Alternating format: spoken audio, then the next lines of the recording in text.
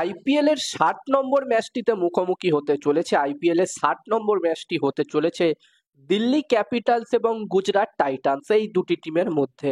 এবং আজকের এই ভিডিওতেই 60 নম্বর ম্যাচটি টস প্রেডিকশন ম্যাচ প্রেডিকশন আমি তোমাদের সকলের সাথে শেয়ার করার চেষ্টা করব। যেখানে এই ম্যাচটি হতে চলেছে দিল্লিতে, দিল্লির অরুণ জেটলি স্টেডিয়ামে এই 60 নম্বর ম্যাচটি হবে। এবং সবার প্রথমে যদি আমি অরুণ জেটলি স্টেডিয়ামের পিচ নিয়ে কথা বলি, তো এই সিজনে আমরা দেখেছি এখানকার পিচ ব্যাটিং ফ্রেন্ডলি পিচ রাখা হয়েছে। যদিও বন্ধুরা এখানকার পিচ সাধারণ ব্যাটিং ফ্রেন্ডলি পিচই থাকে, তো এখানে প্রথম ইনিংসে 200+ স্কোর যদি হয়, আমার পার্সোনাল মনে হচ্ছে একটি ভালো টোটাল হতে পারে। আর তোমরা যারা যারা আলাদাভাবে এই ম্যাচটির 100% winning match report match prediction জানতে চাও, তারা অবশ্যই এই স্ক্রিনে দেওয়া হোয়াটসঅ্যাপ নাম্বারটিতে মেসেজ করতে পারো। এবং বন্ধুরা, দিল্লি ক্যাপিটালস এবং গুজরাট টাইটান্স এই দুটি টিমের যদি আমি এই সিজনে পারফরমেন্সের ব্যাপারে কথা বলি, পারফরমেন্স নিয়ে কথা বলি, এই সিজনে আমরা দেখছি এই দুটি টিমই দুর্দান্ত পারফর্ম করেছে। গুজরাট টাইটান্স টিমের প্রথমে কথা বললে, এই টিমটি এখনো পর্যন্ত দারুণ ক্রিকেট তারা খেলেছে। 11টা ম্যাচের মধ্যে তারা যে 11টা ম্যাচ খেলেছে, সেই 11টা ম্যাচের মধ্যে তারা 8টা ম্যাচ জিতেছে, 3টে মাত্র ম্যাচ তারা হেরেছে। এবং এই মুহূর্তে গুজরাট টাইটান্স টিম পয়েন্টস টেবিলসের একদম টপে 1 নম্বর পজিশনে আছে। এবং এখান থেকে গুজরাট টাইটান্স টিম অবশ্যই চাইবে পয়েন্টস টেবিলসের একদম টপে 1 নম্বর পজিশনেই শেষ করতে গ্রুপ স্টেজে, যাতে তারা সরাসরি কোয়ালিফায়ার 1 ম্যাচ খেলতে পারে। এবার দেখার বিষয় থাকবে এখান থেকে জিটি টিম বাকি ম্যাচগুলোতে কিরকম পারফরমেন্স করে। আর বন্ধুরা, যেখানে জিটি টিম থেকে একটি আপডেট আসছে, যেখানে বন্ধুরা জানা যাচ্ছে যে জস বাটলার প্লে অফসের ম্যাচগুলোতে অ্যাভেলেবেল থাকবে না।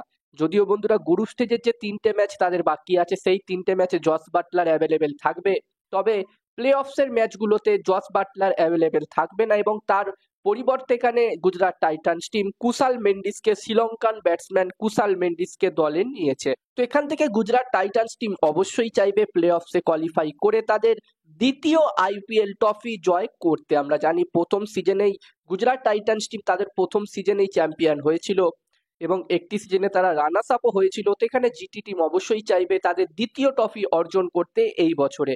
এখনো পর্যন্ত তারা পারফরমেন্স দুর্দান্ত করেছে। অন্যদিকে বন্ধুরা, দিল্লি ক্যাপিটালস টিমের যদি আমি কথা বলি, তো এই টিমটিও বলা যেতে পারে ভালোই পারফরমেন্স করেছে। যেখানে দিল্লি ক্যাপিটালস টিমেরও 11টা ম্যাচই হয়েছে এবং এই 11টা ম্যাচের মধ্যে দিল্লি ক্যাপিটালস টিম যেখানে 6টা ম্যাচ জিতেছে, 4টে ম্যাচ তারা হেরেছে এবং একটি ম্যাচ আমরা দেখেছিলাম ড্র হয়েছিল। এবং এই মুহূর্তে দিল্লি ক্যাপিটালস টিম পয়েন্টস টেবিলসের 5 নম্বর পজিশনে আছে। এখান থেকে দিল্লি ক্যাপিটালস টিম অবশ্যই চাইবে প্লে অফসের জন্য কোয়ালিফাই করতে। এই মুহূর্তে দিল্লি ক্যাপিটালস টিমের 13 পয়েন্ট আছে এবং তাদের হাতে 3টে ম্যাচ বাকি আছে।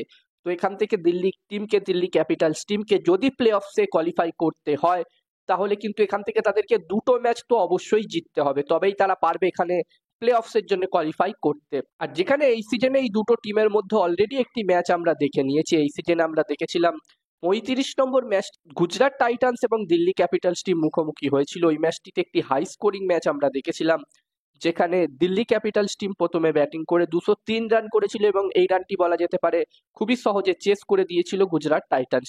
ম্যাচটা তারা জিতেছিল 6 উইকেটে। এবার দেখার বিষয় থাকবে এখানে দিল্লি ক্যাপিটালস টিম তাদের আগের ম্যাচের হারের বদলা নিতে পারে কিনা। আর বন্ধুরা, এখানে দিল্লি ক্যাপিটালস টিম থেকেও একটি আপডেট আসছে, যেখানে জ্যাক ফেসার ম্যাকব্রুকের জায়গায় দিল্লি ক্যাপিটালস টিম মুস্তাফিজুর রহমানকে দলে নিয়েছে। মুস্তাফিজুর রহমান বাকি ম্যাচগুলো খেলবে দিল্লি ক্যাপিটালস টিমের হয়ে।